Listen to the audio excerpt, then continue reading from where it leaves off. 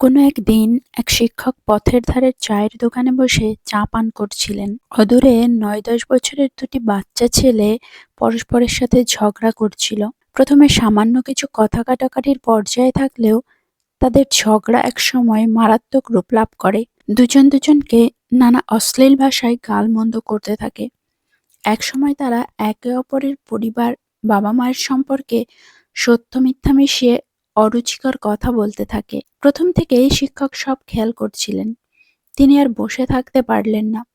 উঠে গিয়ে ছেলে দুটিকে আদর করে বুঝিয়ে তাদের ঝগড়া থামান। বাচ্চা দুটির হাত ধরে তাদেরকে তার সাথে যেতে বলেন। ছেলে দুটি প্রথমে ভয় পেলেও শিক্ষকের সুন্দর কথাতে তার সাথে যেতে রাজি হয়। তিনি ছেলে দুটিকে একটি পুকুরের ধারে নিয়ে যান। পুকুরটি তখন একদম শান্ত অবস্থায় ছিল, আর জল ছিল একদম স্বচ্ছ। তিনি পুকুরটি দেখে জিজ্ঞেস করেন, এখানে কি দেখতে পাচ্ছ? ছেলে দুটি বলে, জল। আর কি দেখছো? জানতে চাইলে বলে, জল খুব পরিষ্কার, কিন্তু নিচে ময়লা জমে আছে, সেটা দেখা যাচ্ছে। শিক্ষক জানতে চান, উপরের পরিষ্কার জল দিয়ে কি মুখ ধোয়া যাবে? উত্তরে ছেলে দুটি বলে, হ্যাঁ। তিনি খুব সাবধানে পুকুরের জলে হাত দিয়ে ছেলে দুটিকে দেখান। সেখানে কোনো ময়লা ছিল না। এবার শিক্ষক একটি লাঠি নিয়ে একজনের হাতে দেন আর পুকুরের জল ঘাঁটতে বলেন। এবার তিনি জানতে চান, কি দেখছো? ছেলে দুটি বলে, জল নোংরা হয়ে গেছে। তিনি আরো জোরে পুকুরের মাটিতে ঘাঁটতে বলেন। এবার কি দেখছো? তারা বলে, জল আরো নোংরা হয়ে গেছে। শিক্ষক জানতে চান, এই জল দিয়ে কি মুখ ধোয়া যাবে? তারা বলে, না, তাহলে মুখ নোংরা হয়ে যাবে। এবার শিক্ষক বাচ্চা দুটিকে বলেন, পৃথিবীতে প্রতিটা মানুষের কিছু দোষ আর গুণ থাকে। আমরা যদি দোষ না দেখে গুণগুলোকে দেখি, তাহলে তা জলের প্রথম অবস্থার মতোই স্বচ্ছ থাকবে। পরস্পরের প্রতি ভালোবাসা জন্মাবে। বাচ্চা দুটি তাদের ভুল বুঝতে পারে। শিক্ষা: অপরের নোংরা ঘাঁটতে গেলে তার নিজের গায়েই লাগে। যদি কোনো লোক তোমাকে খারাপ কথা বলে, তবে তার কথার জবাব দিও না। কেননা হতে পারে এর চেয়েও খারাপ বাক্য তার ঠোঁটের কাছেই রয়েছে। তুমি ওর কথার জবাব দেওয়ার সাথে সাথেই সেটা বলতে শুরু করবে। শারীরিক স্বাস্থ্য মেটানোর জন্য মানুষের অভাব নেই, কিন্তু একটা ডিভোর্সি কিংবা বিধবা মেয়েকে বিয়ে করে ভালো সংসার দেবে এমন মানুষের বড়ই অভাব। মানুষের মূল্য খুবই সামান্য। 10,000 টাকা হারিয়ে গেলে 20 বছর পরেও সেই টাকার শোকে মানুষ কাতর হয়।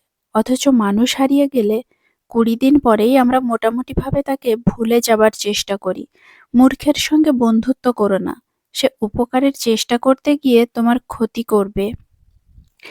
মানুষ জ্ঞানের পরিচয় দেয় তার কথায়, যোগ্যতার পরিচয় দেয় তার কর্মে, আর বংশের পরিচয় দেয় তার ব্যবহারে।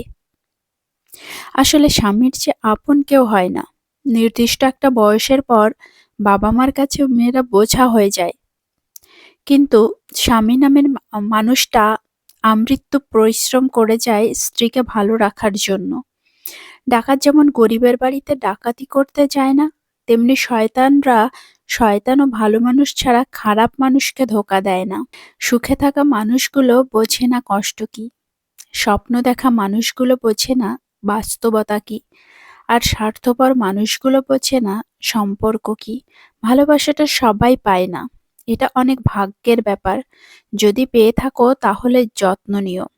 ধুলো ছিল আমার চেহারায়, অথচ আমি সারাক্ষণ আয়না পরিষ্কার করে গেলাম। কেউ মারা গেছে শুনে আশ্চর্য হওয়ার কিছু নেই। আপনি আমি যে এখনো পর্যন্ত বেঁচে আছি, সেটাই আশ্চর্যের বিষয়। কারণ মৃত্যু চিরন্তন সত্য। ছেড়ে যাওয়া মানুষগুলো কিভাবে বুঝবে তাদের রেখে যাওয়া স্মৃতিগুলোর ওজন কতটা ভারী হয়? ভালোবাসা কি? যদি রূপ দেখে কাউকে ভালোবাসো, সেটা ভালোবাসা নয়, সেটা বেছে নেওয়া। যদি কারো দেহ দেখে কাউকে ভালোবাসো, সেটা ভালোবাসা নয়, সেটা লালসা। যদি কারো টাকা দেখে কাউকে ভালোবাসো, সেটা ভালোবাসা নয়, সেটা লোভ। তাহলে ভালোবাসা কাকে বলে? যদি কারো মন দেখে কাউকে ভালোবাসো, তাহলে সেটাই ভালোবাসা। যদি তুমি এক নজর তাকে দেখার জন্য ছটফট করতে থাকো, তাহলে সেটাই ভালোবাসা। ফর্সা ও সৌন্দর্য কখনোই এক কথা নয়। ফর্সা কেবল চামড়ার মধ্যে ফুটে উঠলেও সৌন্দর্য ফুটে উঠতে প্রয়োজন ঈশ্বরের আনুগত্য ও উত্তম চরিত্র। যে ছেড়ে গেছে সে অতীত হয়ে যাক, যে রয়ে গেছে সে মৃত্যু পর্যন্ত জীবন সঙ্গী হয়ে থাক। যে রাগের সঙ্গে সামান্যতম হলেও ভালোবাসা মেশানো থাকে, সেই রাগ মেয়েদের রূপ বাড়িয়ে দেয়। ভালো লাগা এমন এক জিনিস যা একবার শুরু হলে সবকিছুই ভালো লাগতে থাকে। ভিডিওটি ভালো লাগলে অবশ্যই লাইক, কমেন্ট ও শেয়ার করবেন। আর আপনি চ্যানেলে নতুন হলে চ্যানেলটি সাবস্ক্রাইব করে পাশে থাকার অনুরোধ রইল। ধন্যবাদ।